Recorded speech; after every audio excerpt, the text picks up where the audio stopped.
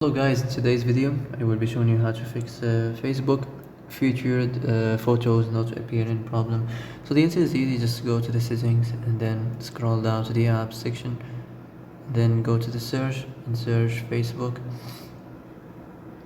and then go to the storage, and here you will find this clear cache option. Click on it.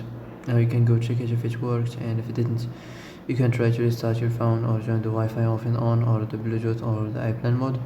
Also you can try to clear data, but be careful. If you clear data, all these applications data will be deleted. This includes all files, the settings, the accounts, the databases, etc. So be careful if you want to clear your data.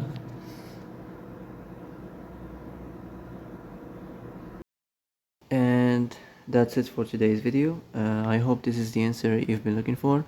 If you like this video, don't forget to like and subscribe, and see you in the next video. Thanks for watching.